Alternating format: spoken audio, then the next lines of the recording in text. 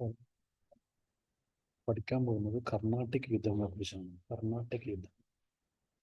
അപ്പോൾ ബേസിക് ആയിട്ടുള്ള ഹിസ്റ്ററിയിൽ നമ്മൾ പഠിച്ചു വരുമ്പോൾ ബ്രിട്ടീഷുകാർ ഇന്ത്യയിൽ വരികയും അതിനുശേഷം ബ്രിട്ടീഷുകാരും ഫ്രഞ്ചുകാരുമായിട്ട് നടന്ന യുദ്ധങ്ങളെയാണ് നമ്മൾ കർണാട്ടിക് വാർസ് എന്ന് പറയുന്നത്. കർണാട്ടിക് വാർസ്.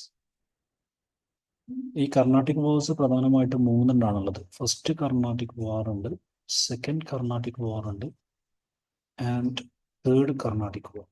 ഇങ്ങനെ മൂന്ന് കർണാട്ടിക് വാർസ് ആണ് പ്രധാനമായിട്ടും ബ്രിട്ടനും ഫ്രഞ്ചും തമ്മിൽ നടന്നിട്ടുള്ളത്. അപ്പോൾ ബ്രിട്ടനും ഫ്രഞ്ചും തമ്മിൽ നടന്ന ഈ യുദ്ധങ്ങളെയാണ്, ഈ സംഘടനകളെയാണ്, ഈ സംഘർഷങ്ങളെയാണ് നമ്മൾ കർണാട്ടിക് വാർസ്. ഇത് ഇന്ത്യയിലാണ്. ഈ കർണാട്ടിക് എന്ന് പറയുന്ന പ്രദേശം ഇന്ത്യയിലാണുള്ളത്. ഓക്കെ. അപ്പോൾ ഏതൊക്കെ പ്രദേശങ്ങൾ ഉൾപ്പെട്ടതാണ് നമ്മുടെ കർണാട്ടിക് റീജിയൻ എന്ന് പറഞ്ഞു കഴിഞ്ഞാൽ നമ്മുടെ കർണാടക, അതുപോലെ തന്നെ മധ്യ കർണാടക, തമിഴ്നാട്,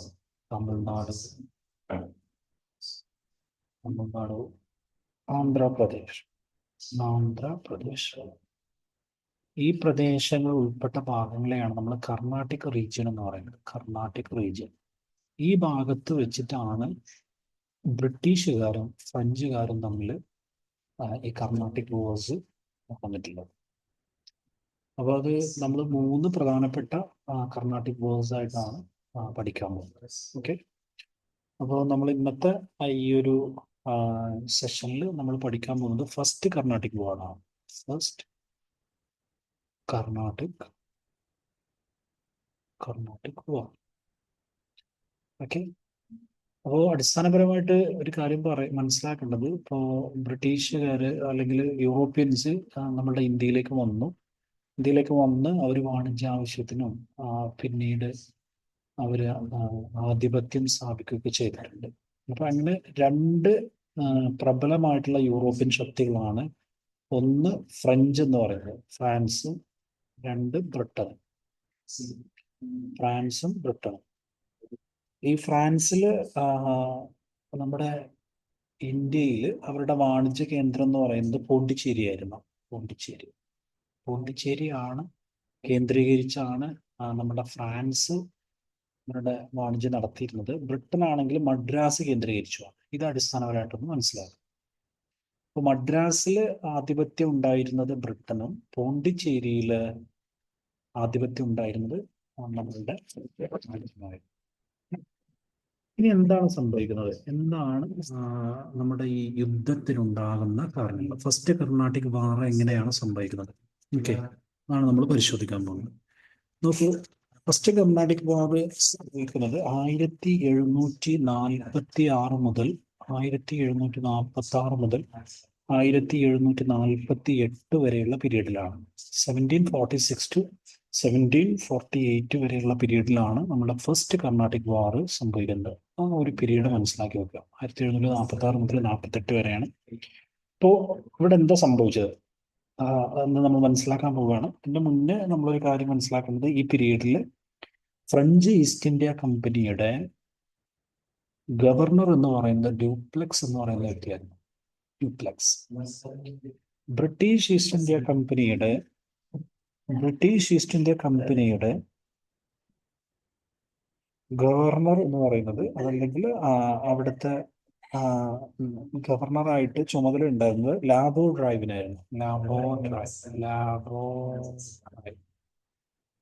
ഇവർ രണ്ടുപേരായിരുന്നു ഉണ്ടായിരുന്നത്. ഇതൊന്ന് മനസ്സിലാക്കി വെക്കാം. ഓക്കെ.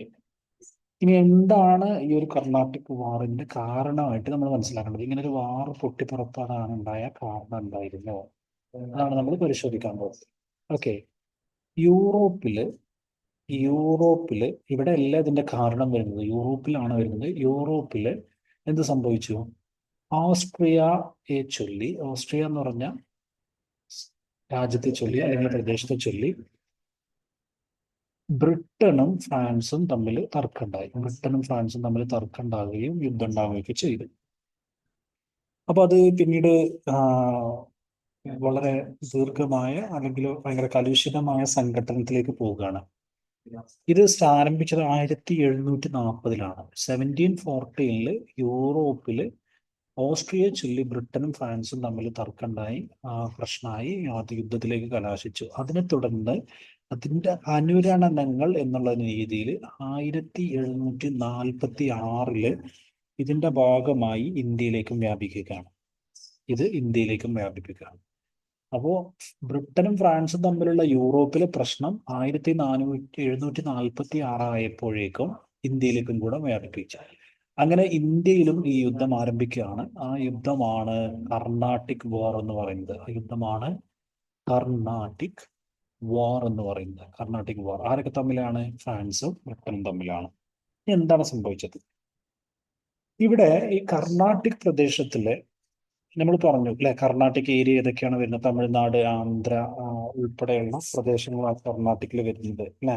തമിഴ്നാടും ആന്ധ്രയും കർണാടക ഉൾപ്പെടെയുള്ള ഈ പ്രദേശങ്ങൾ അന്ന് ഭരിച്ചിരുന്നത് നവാബായിരുന്നു അൻവാറുദ്ദീൻ. അൻവാറുദ്ദീൻ എന്ന് പറയുന്ന നവാബായിരുന്നു ഈ കർണാട്ടിക് പ്രദേശത്തിന്റെ ഭരണാധികാരി. ഇവിടെ വാണിജ്യം ചെയ്യാൻ വന്നിട്ടുള്ള ഈ രണ്ടുപേരാണ് ഫ്രാൻസും ബ്രിട്ടനും.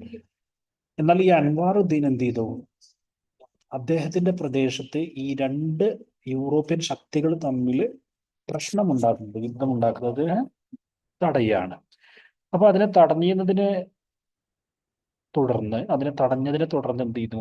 ഡ്യൂപ്ലെക്സ് നവാബുമായിട്ട് ബ്രിട്ടീഷിനെ പ്രതിരോധിക്കാൻ ഒരു ധാരണയിലെത്തുകയാണ്. അപ്പൊ അൻവാറുദ്ദീന് ഇത് ഇവിടെ നടക്കില്ല എന്നുള്ള രീതിയിൽ സംസാരിച്ചപ്പോൾ ഫ്രാൻസിന്റെ ഗവർണറായിട്ടുള്ള ഡ്യൂപ്ലെക്സ് ഇദ്ദേഹത്തെ പോയി കണ്ടിട്ട് പറയാണ്, നമുക്ക് ബ്രിട്ടനെ പ്രതിരോധിക്കാനുള്ള ചർച്ച ഇദ്ദേഹമായിട്ട് നടക്കുകയാണ്.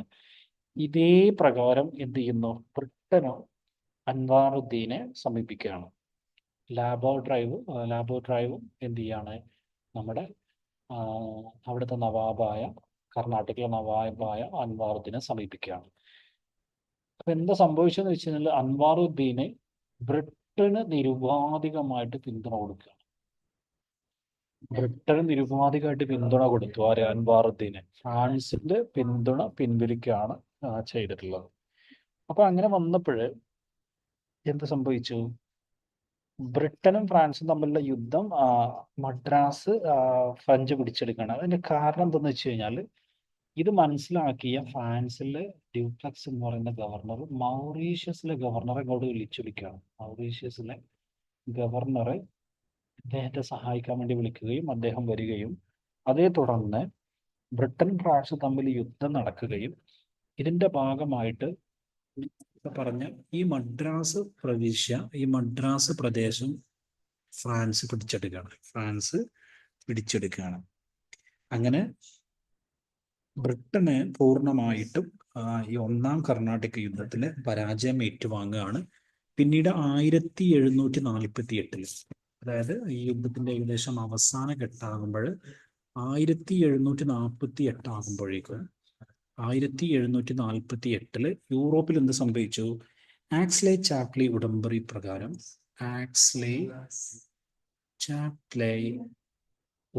പ്രകാരം എന്ത് സംഭവിച്ചു? ഈ യുദ്ധം അവസാനിക്കുകയാണ്.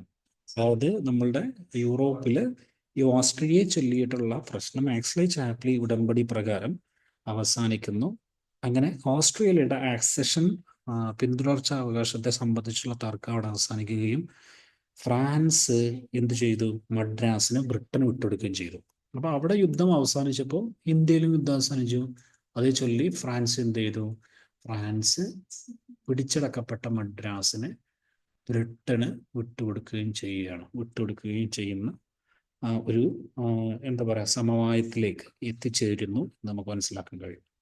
ഇതിന് പകരമായിട്ട് നോർത്ത് അമേരിക്കയിൽ ലൂയിസ്ബർഗ് ഫ്രാൻസിന് ബ്രിട്ടനും വിട്ടുകൊടുക്കുന്നു.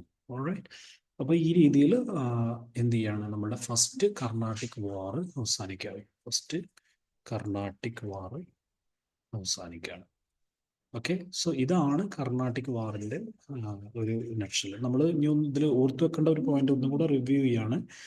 ഈ കർണാട്ടിക് വാർ 1746 മുതൽ 48 വരെയാണ് ഉണ്ടായത്. 1740 ഓസ്ട്രിയയെ ചൊല്ലി യൂറോപ്പിൽ പ്രശ്നം ഉണ്ടാകുന്നു. ഇതേ തുടർന്ന് 1746 ആയപ്പോഴേക്കും ഇന്ത്യയിലേക്കും അത് വ്യാപിക്കുന്നു. പിന്നീട് അൻവാറുദ്ദീന് ഇവിടെയുള്ള ഇന്ത്യയിലുള്ള യുദ്ധം അല്ലെങ്കിൽ കർണാടിക് പ്രദേശത്ത് നവാബായ അൻവാറുദ്ദീൻ ഇതിനെ തടസ്സം നിൽക്കുന്നു. ഫ്രഞ്ച് ഗവർണറും ബ്രിട്ടീഷ് ഗവർണറും ഇദ്ദേഹത്തെ നേരിൽ പോയി കാണുന്നു. അൻവാറുദ്ദീന് ബ്രിട്ടീഷിന് പിന്തുണ കൊടുക്കുന്നു. ഇത് മനസ്സിലാക്കിയ ഡ്യൂപ്ലക്സ് എന്ത് ചെയ്യാണ്? ഡ്യൂപ്ലക്സ് ഫ്രഞ്ച് ഗവർണറെ ഇങ്ങോട്ട് വിളിക്കുന്നു. ഫ്രഞ്ച് ഗവർണർ ഇവിടെ വന്ന് ബ്രിട്ടനെതിരെ യുദ്ധം നടത്തുന്നു. ബ്രിട്ടൻ അതിൽ പരാജയപ്പെടുന്നു. ബ്രിട്ടൻ പരാജയപ്പെട്ട് ഫ്രാൻസ് മദ്രാസ് പിടിച്ചെടുക്കുകയാണ്. ശേഷം ആക്സ് 1748 ആകുമ്പോഴേക്കും ആക്സ്ലി ചാപ്ലി എന്ന് പറയുന്ന ഉടമ്പടി പ്രകാരം ഓസ്ട്രിയ ആക്സഷൻ നടത്തുകയാണ്.